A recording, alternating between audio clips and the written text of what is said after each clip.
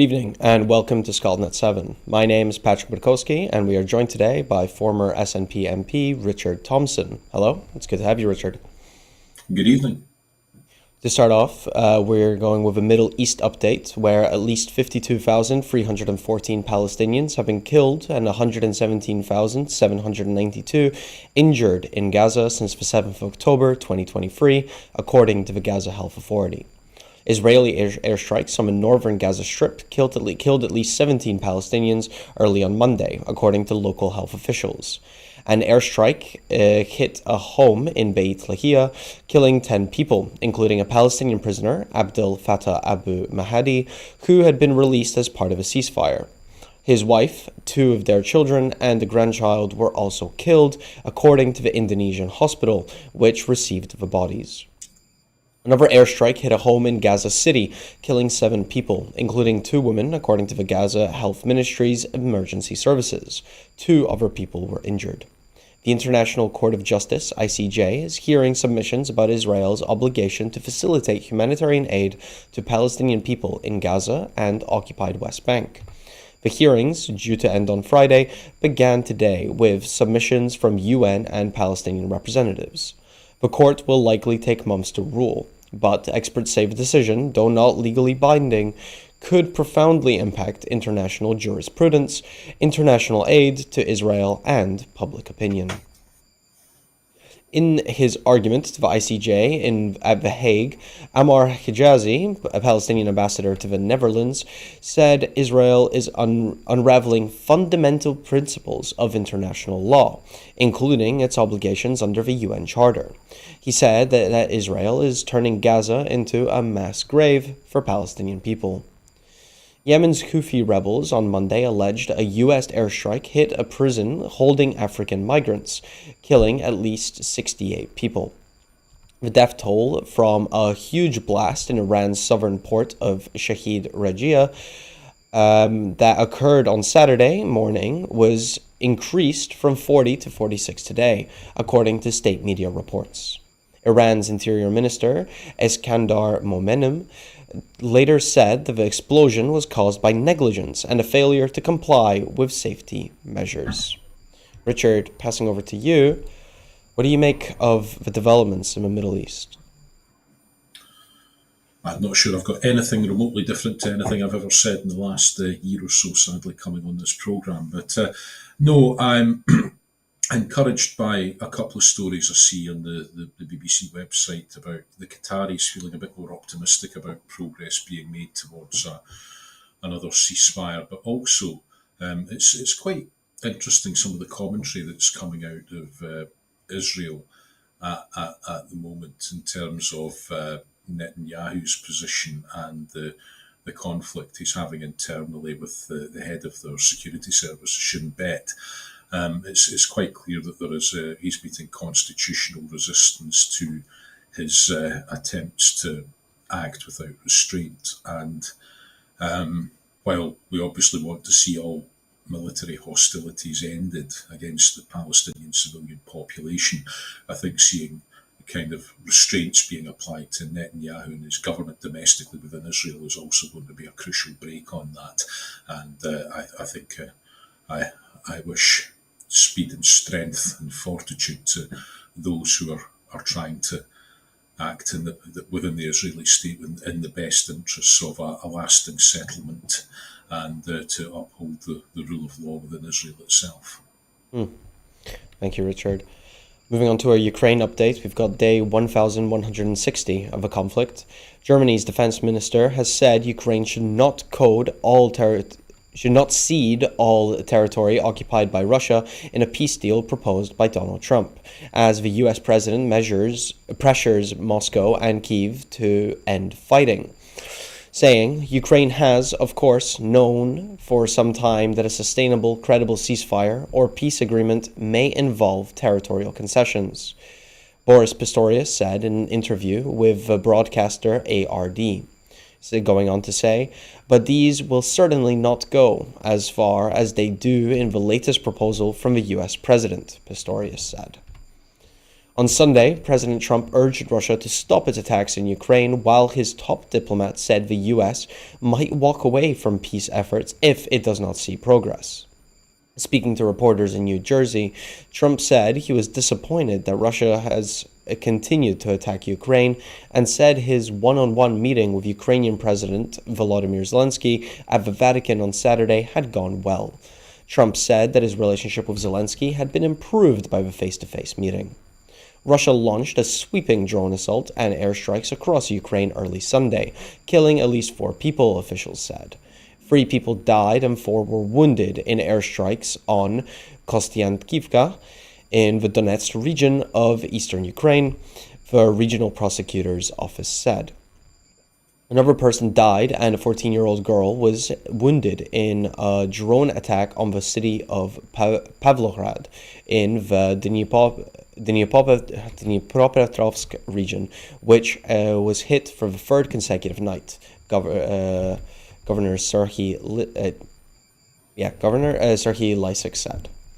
U.S. Secretary of State Marco Rubio said the Trump administration might abandon its attempts to broker a deal if Russia and Ukraine does not make headway, saying it needs to happen soon, Rubio told NBC program. Going on to say, Meet the Press. At NBC programs Meet the Press, where he says, we cannot continue to dedicate time and resources to this effort if it's not going to come to fruition. Trump also said on Sunday that he thought Zelensky was ready to give up Crimea, in direct contradiction to the Ukrainian leader's statements on the peninsula annexed by Russia. On Sunday, President Zelensky said Ukraine's army was still fighting in Russia's Kursk, despite Moscow claiming the liberation of its western region. Kyiv had hoped it could use the land in the Kursk region as a bargaining chip into future peace talks with Russia, saying our military continues to perform tasks in the Kursk and Belgorod regions. We are maintaining our presence on Russian territory, he said in the evening address Sunday. In a statement earlier Sunday, he conceded that the situation remained difficult in many areas, including Kursk. North Korea has confirmed for the first time that it has sent troops to fight for Russia in the war with Ukraine under the orders of leader Kim Jong-un. On Sunday, a Moscow court ordered a Ukrainian citizen facing terrorism charges remanded in custody over the killing of a senior Russian military officer near Moscow. Russia has claimed that the suspect had pleaded guilty to killing Yaroslav Moskalik in a car bomb attack on Friday. Richard, passing over to you. We've got a few different things going on here. Obviously, we've got the involvement from North Korea. We've also got this potential shift in the sort of relationships of Trump and Putin and Zelensky. How do you view all these factors and how significant are they? I think it's the interesting bit for me is the slightly changing nature of Trump's statements on Ukraine. I think the meeting at the funeral of Pope Francis may turn out to be a turning point in that it's quite clear that Putin has been, even when he called his own ceasefire over Easter, that was roundly ignored by Russian forces, and for all of the presumably warm words that have been exchanged between Putin and Trump directly and indirectly behind the scenes, it hasn't amounted to anything. So the fact that Trump is now beginning to get a glimmer of the notion in his head that he's perhaps being played here and that Vladimir Putin is not sincere, I think can only be a good thing, not just in terms of shifting the dial in some of the rhetoric, but perhaps shifting the dial in some of the actions. Certainly, there appears to be a growing realization in the Trump administration that this is not something that can be solved right away. And from my own perspective, I would very much hope that a similar realization begins to dawn that the only time you're going to get any kind of concession out of the Kremlin is when there is a force and a will to back it up, whether that's in terms of continuing to supply the Ukrainians with material in order to maintain their defence of their country, but also in terms of keeping up the pressure on Russia directly through sanctions. So, I see that Putin is mooting a 3-day ceasefire now. I don't think it's a coincidence that that's being suggested in response to a harshening of Trump's rhetoric against Russia. But at the same time, it's not an end to a permanent end to hostilities, and it's not an act of good faith. I suspect it's just a gesture, but I get the feeling that there are many more such pieces of the fan dance you'd have to go through before you get to the meat and vegetables of an actual agreement that means something. So, as I say, I think there's maybe been a slight shift to the good if you're viewing this from Kiev, but I think we're still a long way from back from the stability of a president who is willing to uphold and be on the right side of the rules-based international order again. Thank you, Richard. Our next story shifts us over to Scotland, where the First Minister has renewed his calls for support of Scottish industrial sites. The First Minister of Scotland, John Swinney, has urged the UK government to extend its industrial support to Scotland, following recent moves to protect steelworks in England and fund carbon capture projects south of a border. Speaking of a Scottish Trades Union Congress in Dundee, Mr Swinney said the UK government must not allow its industrial interventions to stop at the border and called for a UK-wide strategy that supports vital industries across all nations. He pointed to the decision to support British Steel in Scunthorpe as an example of actions taken to preserve key sectors in England, contrasting it with a lack of equivalent investment in Scottish industries such as Grangemouth and carbon capture in Aberdeenshire. The Scottish Government has committed to ensuring a just transition for the Grangemouth industrial site, where many jobs depend on future decarbonisation efforts. Mr Swinney argued that if the UK government is willing to intervene in England, it must be equally prepared to protect strategic industrial sites in Scotland.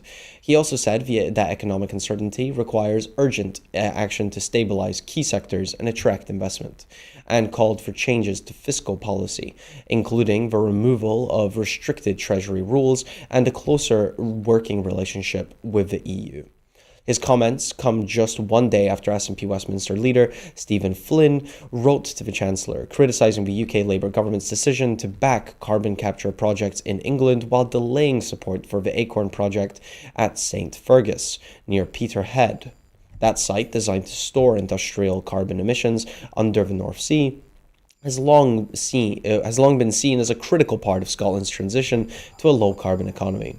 Business organisations, including the CBI and Scottish Chambers of Commerce, have also called for immediate funding for Acorn, stating it could unlock industrial decarbonisation alongside central Scotland and safeguard high-skilled jobs. Despite repeated calls, the Acorn project has been overlooked in favour of English sites.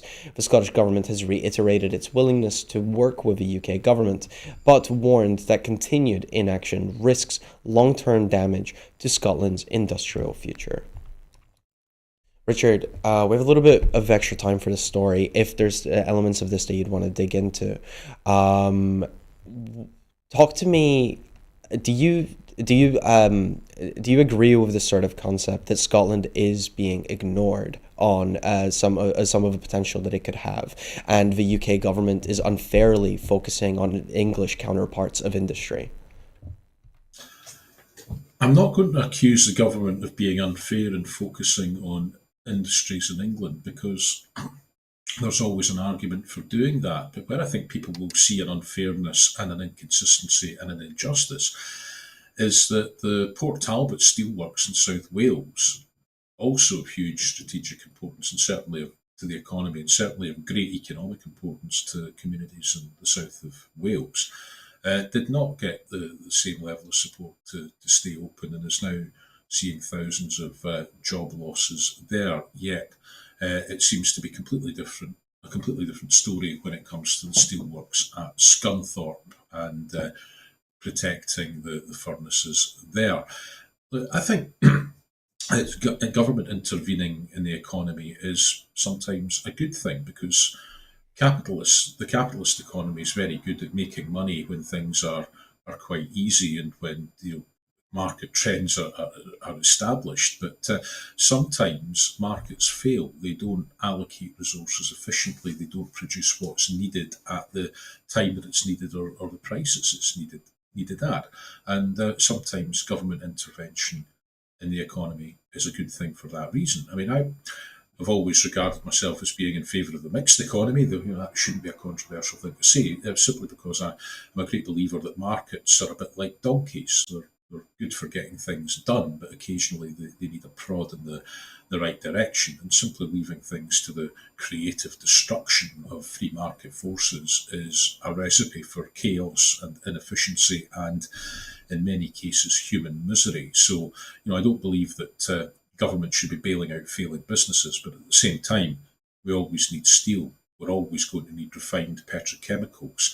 And to argue that an intervention at Scunthorpe was necessary but not Port Talbot, I think is unsustainable.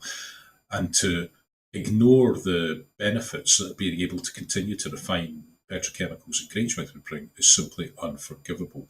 Now, of course, you can view it through two different lenses. If you view it through the British lens, there's plenty of other oil refineries in the rest of the UK. Why do you need one at Grangemouth?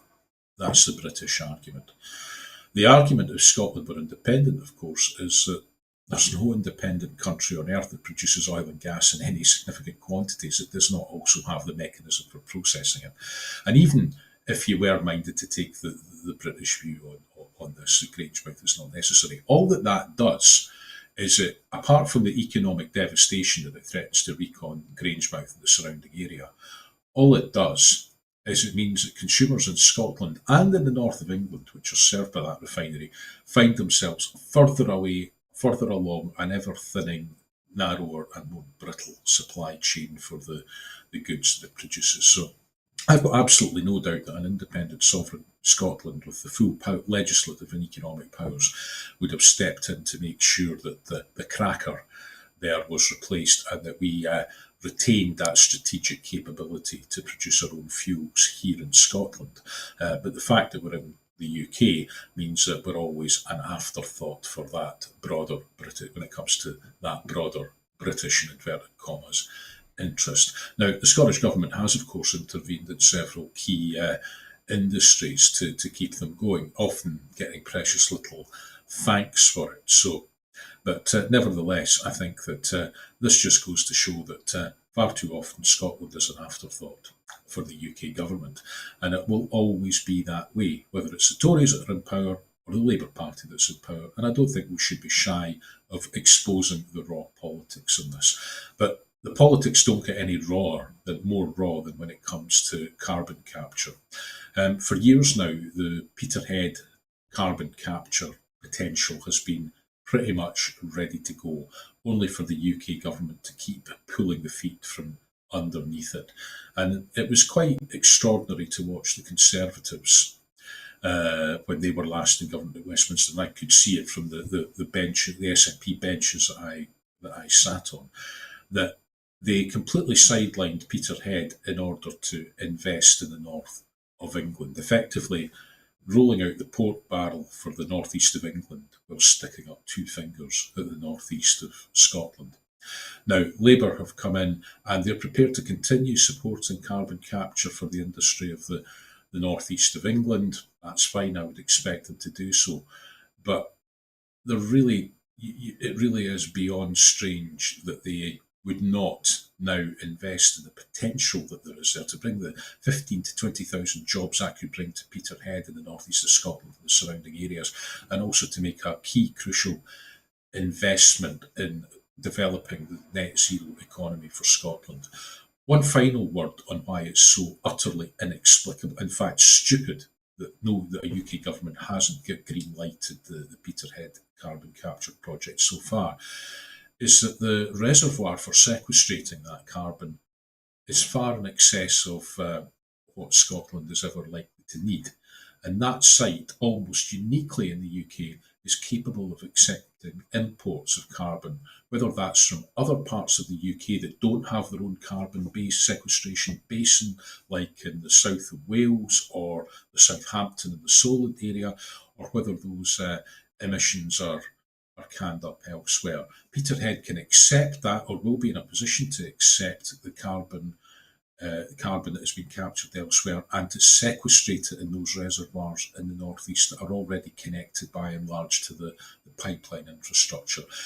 this has been ready to go for a decade and a half, and I don't think there's a single example, perhaps not even Grangemouth, which just shows how the second grade status that Scotland and our economy is seen to have in the corridors of Whitehall, irrespective as to which party is in government. And quite frankly, I think it's an object lesson in the difference between being second class Britons or first class Scots with independence.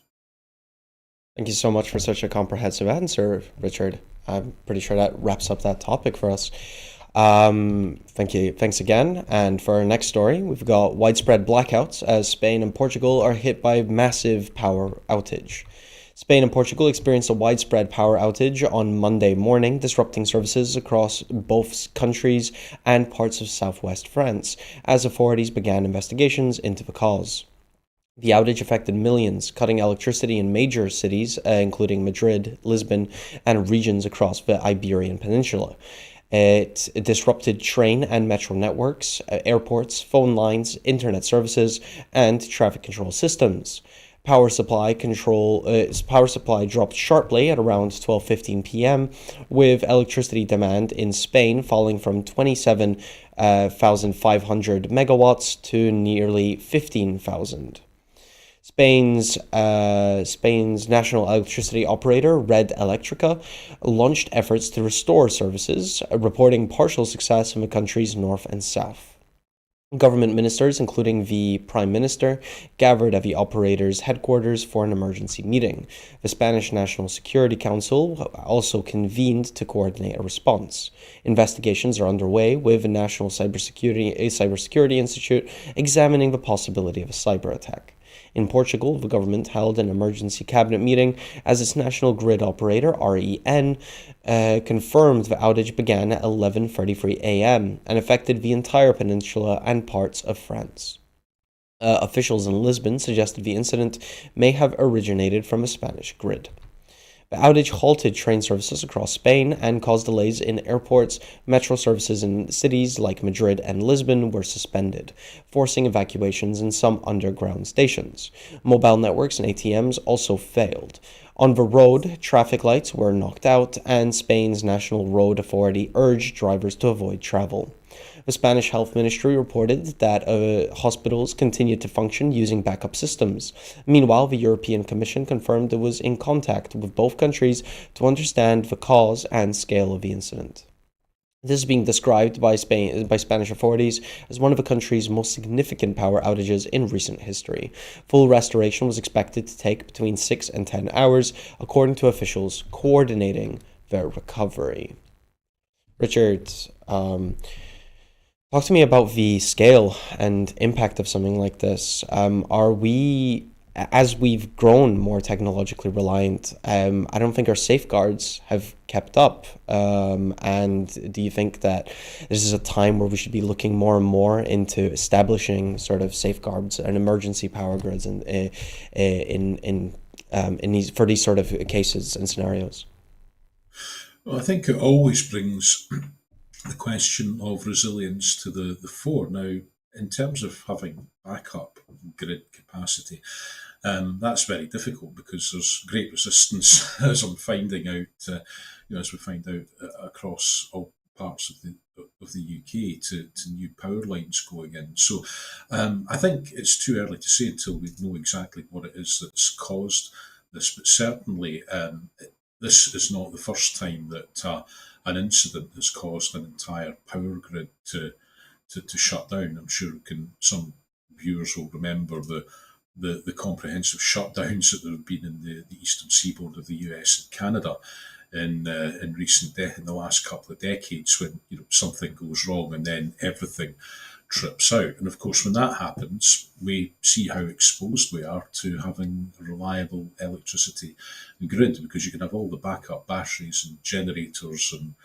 fully charged batteries at home that you like, but so much of our daily life depend on having that reliable means electricity. So, the recovery from this is going to take, a number of days, because, once fault's been identified, isolated, corrected, you find that, make sure it can't happen again. All your aircraft are in the wrong place, all your trains are in the wrong place.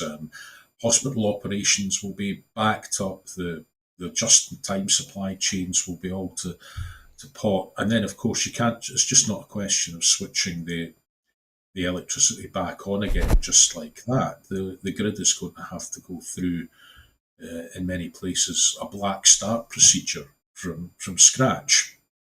So, the Spanish grid and the Portuguese grid, which are pretty well united, the Spanish grid will be able to accept electricity imports from places like Morocco and most obviously France, but they'll probably be quite reliant on their own hydroelectricity simply to energise the grid in large parts of Spain and Portugal. Simply to get other power stations back up and running, because bizarre as it might sound, coal, gas, and nuclear power stations need electricity in order to be able to run, and they're almost incapable of starting themselves without an energised grid. So the engineers will be dealing with this, trying to identify the fault as quickly as they can, trying to make sure it doesn't happen again once the grid is fully powered up, and then beginning the painstaking process of powering the grid up bit by bit to manage demand and supply to make sure it doesn't cause any additional problems. And as I say, I think we could be several days down the line before we see this happening. But it serves as a timely reminder of the need for resilience and vigilance in our grid, and for people to take elementary precautions of their own to make sure that they are capable of surviving at home if they don't have electricity for a few days at a time, no matter what the cause of that outage, whether it's a technical failure or whether, as we're maybe more used to in Scotland, it happening as a consequence of extreme weather. Thank you very much, Richard. Shifting back to the UK, where UK growth is forecast to slow sharply. The UK economy is expected to slow significantly over the next 2 years as rising global tariffs linked to Donald Trump's trade policies reduce consumer spending and business investment. A forecast by EY Item Club predicts UK GDP growth will fall to 0.8% this year and drop further to 0.9% in 2026. The revised figures reflect the anticipated impact of the tariffs imposed by the United States, which is a major destination for British exports. Around 16% of UK goods head to the US, where recent policy changes have introduced 10% baseline tariffs and 25% rates on goods like cars, steel, and aluminium. The economic impact is expected to go beyond reduced demand for UK exports. EY Item Club warns that uncertainty over global trade will make UK consumers more cautious and lead many businesses to delay or reduce investment. This follows a sharp fall in economic confidence, with a separate poll from Ipsos showing net optimism at its lowest since records began in 1978. Despite global trade challenges, UK firms are now looking to expand into new markets.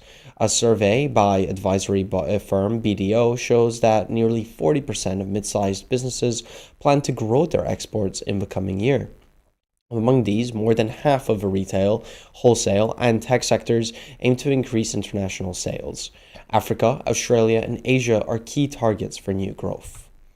More than 4 in 10 mid-sized UK firms also hope to increase exports to EU member states. However, many small and medium-sized enterprises continue to struggle with post-Brexit trade rules. Without further reforms from the UK government to the Brexit agreement, trade with the EU remains restricted for many. The UK government has so far avoided any move to strengthen trade ties with the EU, contributing to a climate of uncertainty. In contrast, global companies like Apple are shifting supply chains to reduce exposure to trade disruption, with reports indicating plans to move iPhone assembly from the US market from China to India. Richard, if we could leverage a little bit of your business background for a sec, obviously from your time as a business spokesperson. Talk to me about how just uncertainty on its own, just the concept of rules being in flux, potentially changing, being unknown, just uncertainty on its own, how does that impact businesses and their plans and their growth? Well, it can be absolutely fatal. market sentiment can be very, very fickle, and nobody wants to leave themselves exposed. So if you're uncertain about whether or not you're going to be able to export, if that's the line you're in, or if you're just uncertain about the general prospects for the economy, if you can see the cost of not just your inputs, but the inputs of the for the products that your business depends on, if you can see a possibility of inflation going up because of a contraction of supply and an increase in costs because of tariffs and other trade frictions, then that's going to make the outlook quite, well, to use the word, uncertain for you. You're not going to be sure whether you're going to be able to pass on the cost to consumers, or whether you're going to have to try and absorb the costs, or whether you're going to see a reduction in sales. But also, even if you are able to pass on for certain products, you'll always be able to pass on the cost because people decide that they need them that much. But that then reduces the amount of disposable income that households and consumers have for other more discretionary purchases. So whether or not you import and export from the US or not, anybody that's running a business depending on a buoyant consumer economy, whether that's hospitality to retail or frankly anything else, you're going to be, if you're concerned about the prospects and you don't think that your profits are going to be as high as they might otherwise would have been, the trading conditions are going to be more difficult, then that means that you're going to hold back on any planned investment. That reduces your productivity over time, although it's something you can deal with in the short term. Longer term, it's a negative on productivity, but also it means that you might be more reluctant to hire people to replace staff who have left, or to expand your staffing, or even to make more generous pay settlements to those that you are employing. So basically, that loss of confidence in the economy, or that uncertainty, means that less money will circulate one way or another, and that means that there's fewer opportunities for growth, and a lot of the momentum that there is in the engine of the economy starts to dissipate.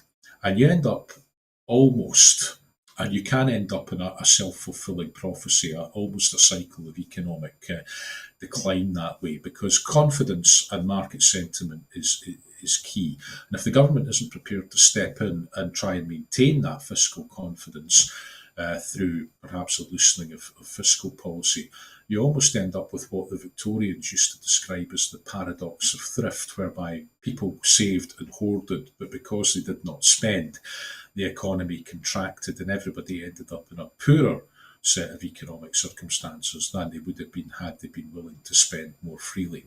But that urge, whether it's businesses or consumers to spend more freely, is curtailed when people are not feeling confident about the future. So sometimes, if you're anticipating a tariff coming in, that might encourage you to bulk buy on those products ahead of time, restricting your ability to spend on other things.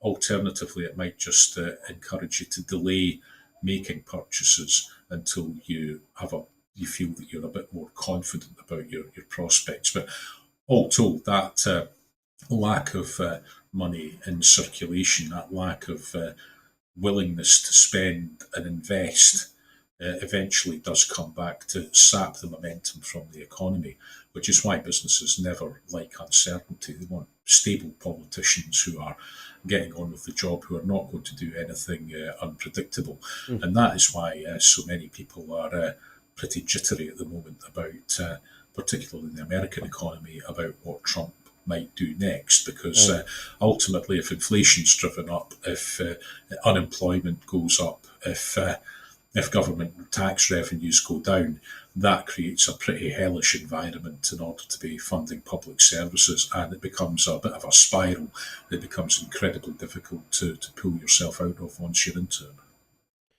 Yeah, thank you for that, Richard. You mentioned there a little bit as part of what you said there, where the UK government can maybe target some of this insecurity and some of this instability by loosening fiscal rules. Let's dig into that a little bit. What sort of decisions do you think the UK government could make in the short term, or even the Scottish government, to sort of instill a little bit more of confidence and stability into how our fiscal situation is seen? Well, the UK government, one of the most useful things it could do is ditch the fiscal rules that it's imposed upon itself, which it inherited from the last Conservative government.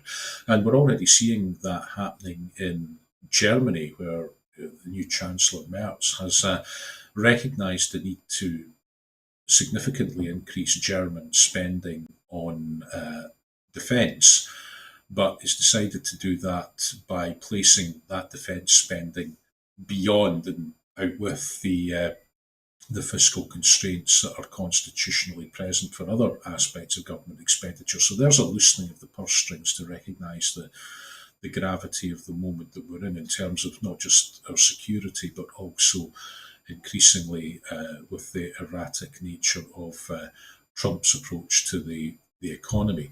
And the UK government could do something similar. It doesn't need to abandon caution and abandon it all to the wind, but it could do something similar to accommodate the increase that's needed in defence spending as a share of GDP.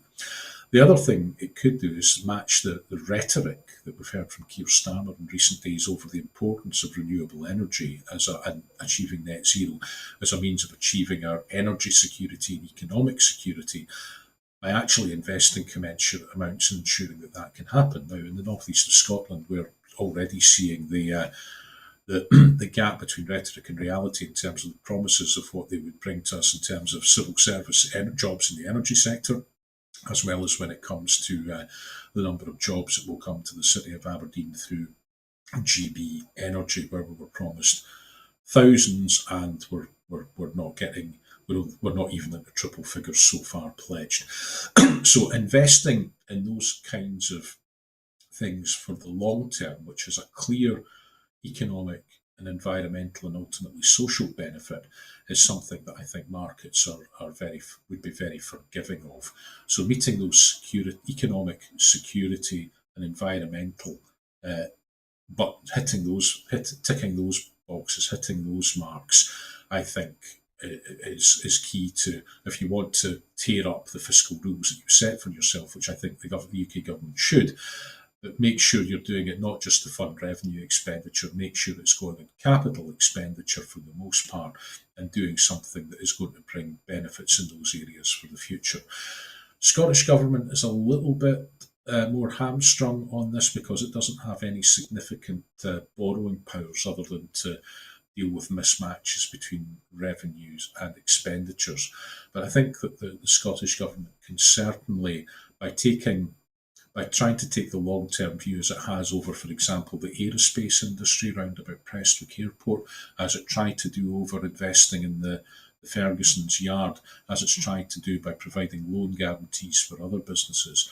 I think it can use its money wisely and hopefully achieve a range of better outcomes if it's investing in those long-term needs, such as the public sector capital and investing in our housing stock, for example, and doing more to facilitate the development of green energy, which has a direct benefit to the Scottish economy in terms of building the supply chains to support that.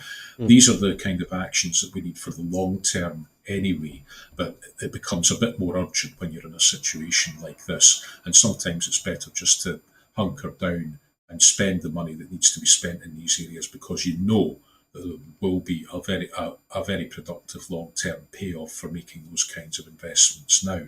And by doing that, you're actually investing very much in your economic security, your energy security, your military security as well. And it brings much in the way of jobs, employment and prosperity to shore up what's being lost as the international trade environment that we've known for the last 20 years judders to something of a halt. Thank you, Richard. And just to add on to the list of potential things the UK government could spend the money on, our next story talks about how the government states that there is no money to fund NHS staff and the teacher pay rises in England. The UK Treasury has confirmed that any pay rises from teachers and NHS staff in England must be funded from existing budgets. Independent pay review bodies in England are expected to recommend salary increases higher than 2.8% initially budgeted. Higher than the 2.8% initially budgeted. Reports suggest the proposed rises may be around 4% for teachers and 3% for NHS staff. However, the UK government has ruled out additional borrowing to fund these awards, indicating departments must allocate existing resources. In Scotland, the Scottish government has proposed a separate 2-year deal, offering NHS staff an increase of over 8%. Scotland's funding is calculated using the Barnett formula, which adjusts devolved budgets in line with UK government spending in England. It does not account for specific needs in Scotland, creating potential funding differentials when government funding south of the border are lower than needs would dictate in Scotland.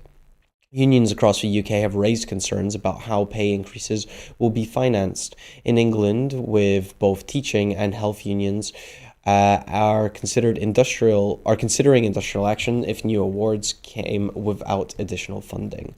The Royal College of Nursing and Unison have both said that taking money from frontline services is not acceptable, and they are consulting members on possible strike ballots.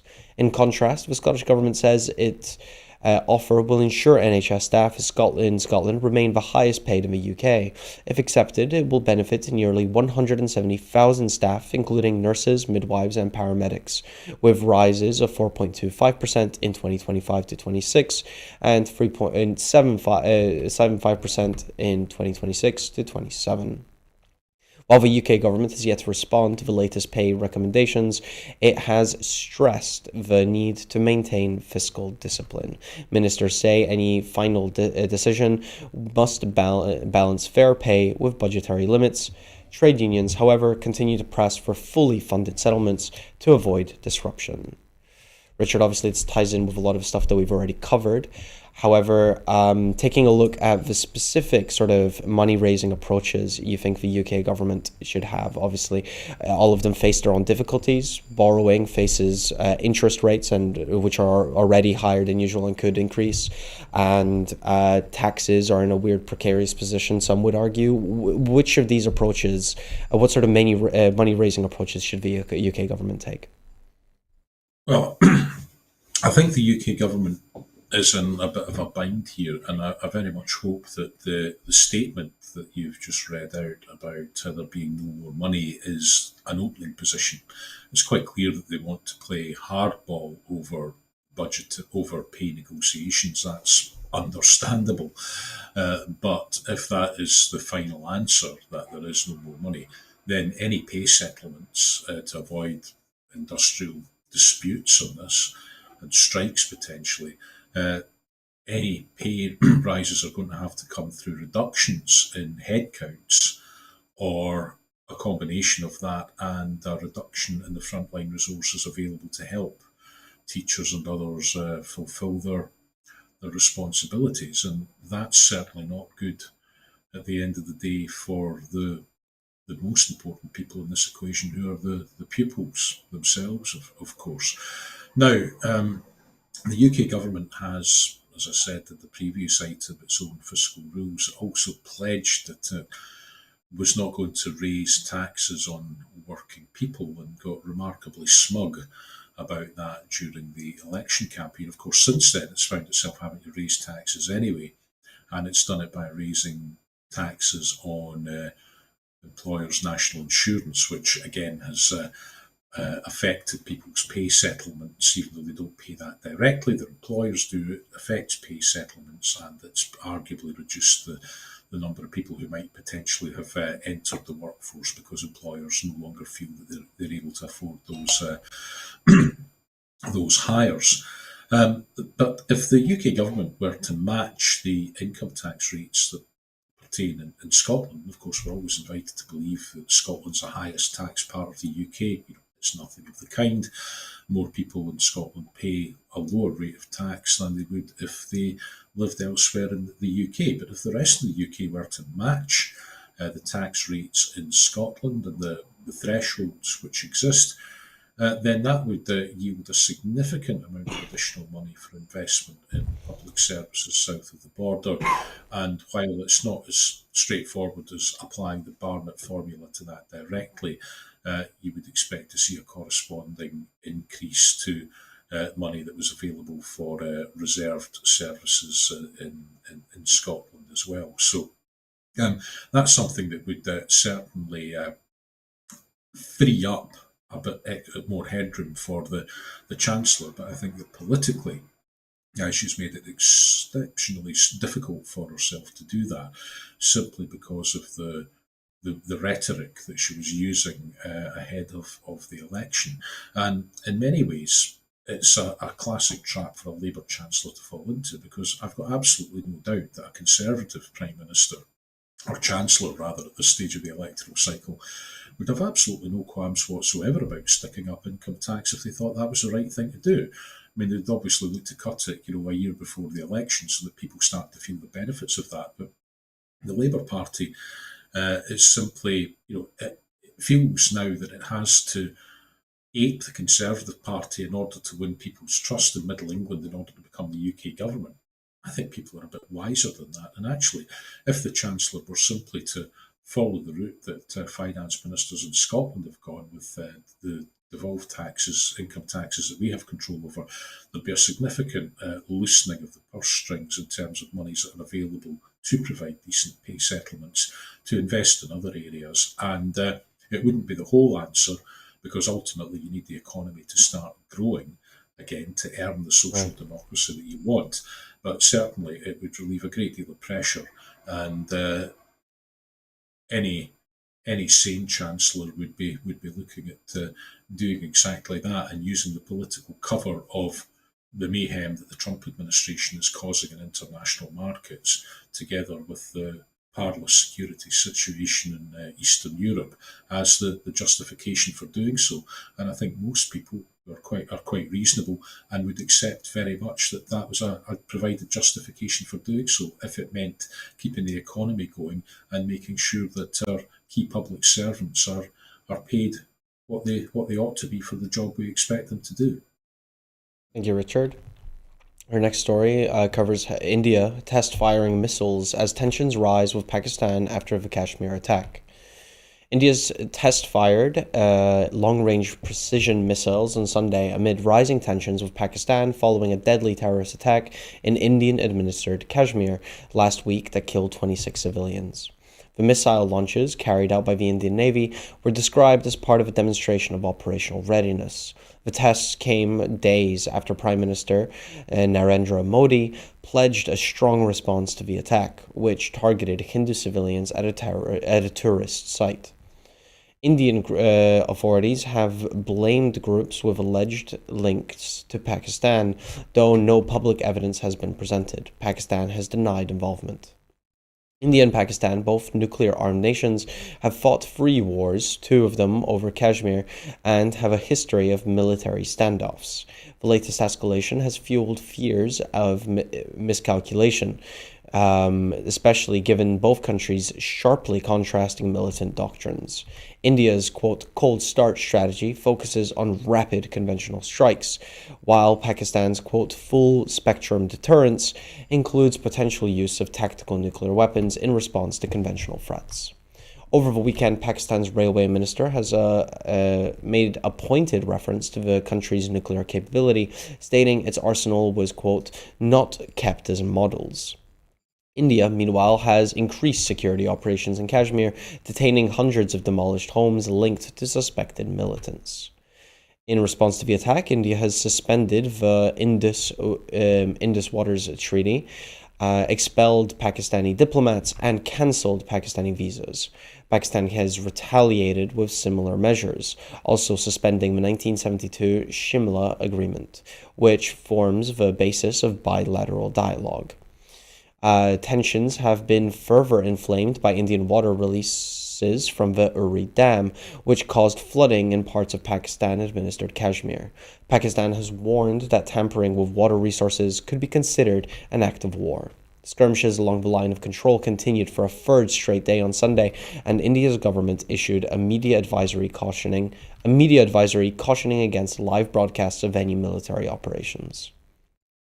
While both governments have exchanged strong rhetoric, international observers have warned that the situation could escalate further, depending on the scale and nature of any Indian military response. Richard, what do you make of this development? It sounds like pretty scary stuff. It seems pretty significant to the response from India, but also from Pakistan itself. How do you see this developing?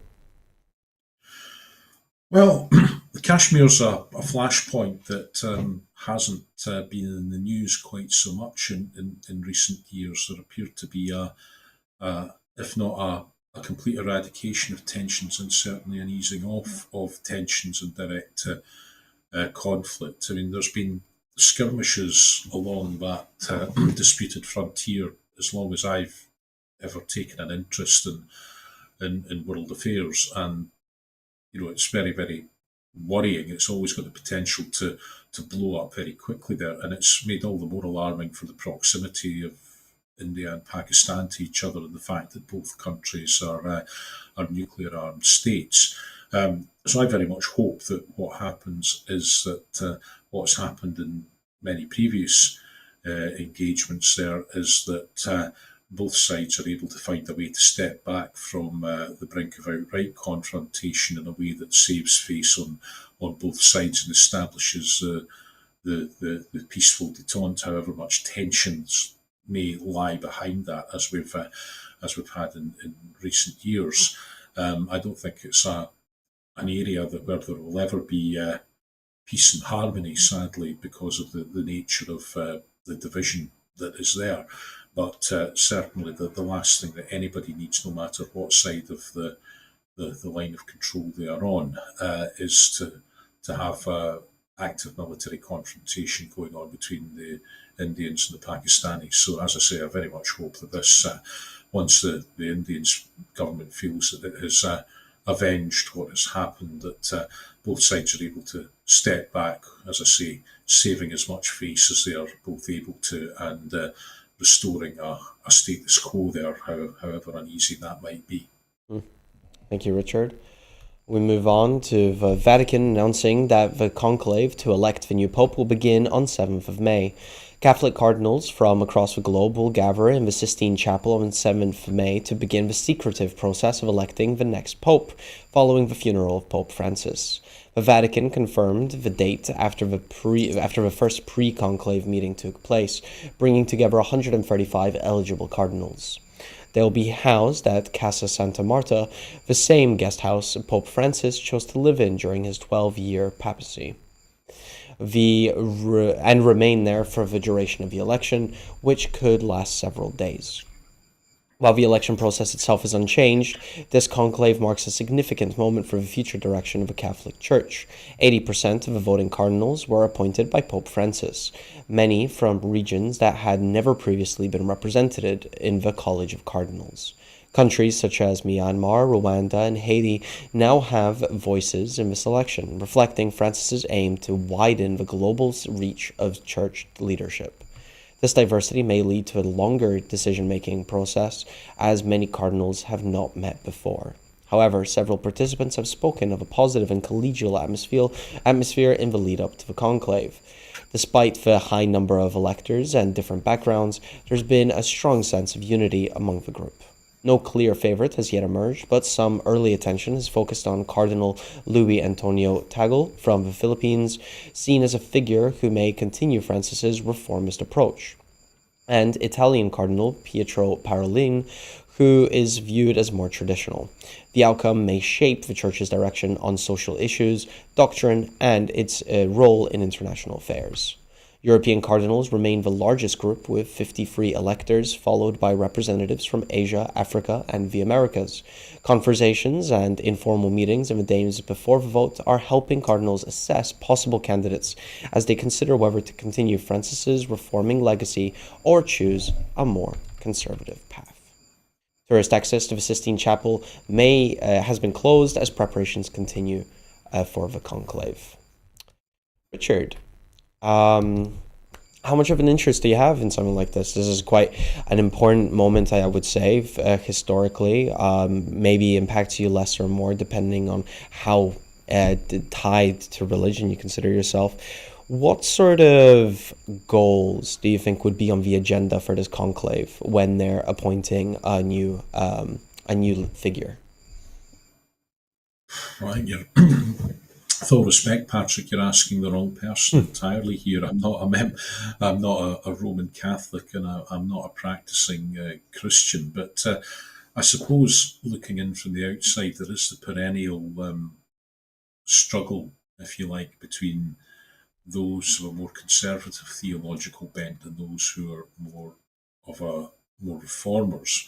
And I suppose that to an outsider like myself, Pope Francis certainly found ways of, without necessarily reforming the church, finding a reforming language which helped to bring, which certainly would have encouraged people to view Catholic teachings in a slightly different way without necessarily sacrificing any of the inherent meaning and significance of them.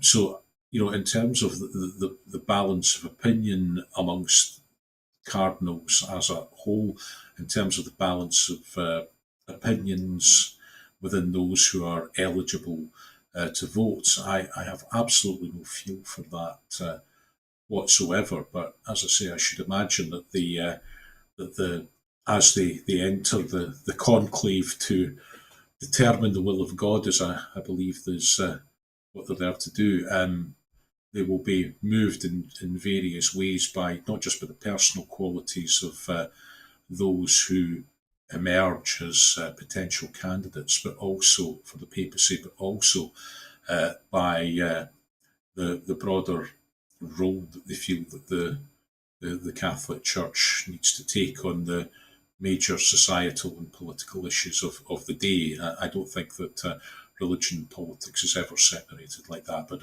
I'm also minded of saying that it's interesting that there don't appear to be any particular favourites at this moment, and perhaps that's driven by the saying that the cardinal who enters the conclave as a pope comes out of the conclave as a cardinal. It's possibly the most secretive process of selection in any aspect of human endeavour, and who knows whether we will see white smoke at the first time of asking, or whether we have a number of emissions of off-white smoke first. But certainly it's a weighty task for all who are involved, and the global Roman Catholic community will be watching with interest and concern, no doubt, as to who emerges and what they represent as they emerge, and where they might take the church and its followers over the years of the papacy to come. Thank you, Richard. Just coming up to our final story now, where the final days of voting are taking place for the Canadian elections. Canadians are voting in a federal election today, following a campaign marked by deadly violence in Vancouver and growing fears over threats to Canada's sovereignty made by US President Donald Trump. In the final days of the campaign, Prime Minister Mark Carney briefly suspended electioneering to respond to an attack in the street festival in Vancouver that killed 11 people and injured several others. The incident shocked the nation and refocused attention on security, with Carney addressing Canadians and expressing solidarity with the victims and their families. This election is being closely watched both within and beyond Canada, as it has taken an unexpected turn in recent weeks. Until earlier this year, the ruling Liberal Party, then led by Justin Trudeau, had been trailing the opposition Conservatives by a wide margin. But the campaign dynamic shifted dynamically, after Mark Carney took over as leader and amid a series of statements from President Trump, who once again suggested Canada should become part of the United States. Trump's comments, including fresh threats to absorb Canada as a US state and his criticisms of bilateral trade, had caused alarm among Canadians and influenced the tone of the election, while Conservative leader Pierre Poilievre was urged has urged Trump to stay out of Canadian politics, the situation has nonetheless helped to reshape voter sentiment. Over 7 million Canadians cast ballots in advance polling, a record turnout partially due to Easter weekend. While the Conservatives had previously been expected to win comfortably, recent shifts had given the Liberals an advantage. With polling stations now open across the country, projections suggest the Liberals are the clear frontrunners, though many voters remain concerned about the rising cost of living and decade Liberal rule. Smaller parties like the NDP and Greens are expected to lose significant ground, with some party leaders at risk of losing their seats entirely. Polls close later this evening, with results expected shortly after. Richard, with the election now coming to a close, what do you think could be some of the potential narratives or lessons that we will draw from the Canadian elections, depending on the different results that we may see? Hard to say, but I'm looking on with great interest, not least because I've got a friend who is very enamoured of Pierre Poilievre. I'm much less enamoured of him, I have to say, but it's always interesting when we get to talking about Canadian politics. My friend has a bit of an advantage in terms of his knowledge and length of interest in that. So it'll be nice next time we meet up to chew the fat. But I think what's really changed the dynamic, Trump has obviously had an influence. Whether it was the influence he intended to have is perhaps debatable. But quite clearly, people in Canada were a bit fed up after the years of Justin Trudeau. It was definitely time for a change. His shelf life had expired. And in terms of Mark Carney coming in, clearly he represents something of a grown-up in the room. And he seems to have found a knack for political language that it hadn't always been apparent in his civil service type roles as a governor of the Bank of Canada and the governor of the Bank of England. So he's taken to political life quite well so far. People seem to trust him. They seem to like him. He's benefited from that surge of Canadian patriotism. I think he's benefited from the threat that a Trump-light Conservative leader in Pierre Poilievre has. He's certainly been seen as being Trump-light. So I think Carney has benefited from an adverse reaction, a backlash to that, which has seen the New Democratic Party, which is further to the left, seen its poll ratings fall quite significantly. And it's quite interesting if you look at the tracking polls. Support for the Conservatives hasn't dropped off all that much, actually. But support for the Liberals has recovered markedly, and it seems to be mostly at the expense of the support that the NDP had. So perhaps there's a consolidation of the centre-left behind the Liberal Party in a way that we haven't seen for some years.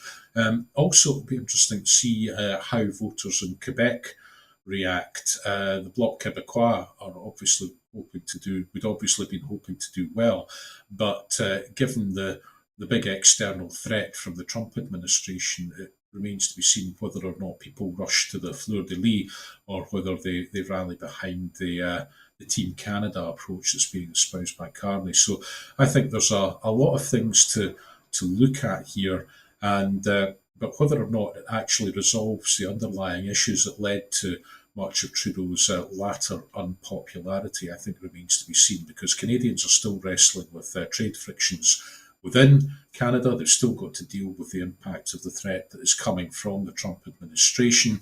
It doesn't resolve. There's still big splits in terms of environmental, energy and net zero policies. Carney has rowed back towards the centre on that. There are still significant dividing lines there. So I think that there's a lot that would have been expected perhaps to play out in this election, has not played out in this election. But certainly many of those debates, I think, they've been slightly postponed, and it remains to be seen how well Mr. Carney does if he is, as expected, returned or elected for the first time as Prime Minister in the term that he has ahead of him. But also, I think the key thing to look at in the first past the post system that the Canadians have, it's it's not out of the question that there could be a hung parliament. And if there is, under those circumstances, who then does Mark Carney look to as a potential coalition partner if he's denied the majority that he clearly would very much desire? Thank you, Richard. And with that, we do start wrapping up for the evening. Before I go, I would like to remind our watchers and listeners that at Broadcasting Scotland, we depend on the generosity of our supporters. To everyone who has donated and to everyone who has signed up to make a regular monthly payment, thank you very much. We are £16,000 short of our funding requirements in 2024, which has left us short of the money we need to pay our bills. We face costs of £4,000 every month, but only receive about £2,500 in contributions. We have raised over £7,000 this year so far, but we have raised over £9,000 this year, but we still need to raise at least £5,000 to pay our bills now. Our programs will always be free to view. However, if you can afford for £5 a month, please consider becoming a Broadcasting Scotland supporter, and please donate whatever you can to support the show. Thanks again to Richard Thomson for joining us and giving us genuinely very deep and interesting insight into the topics we got to cover. Thank you for that, Richard. And goodbye, and until next time.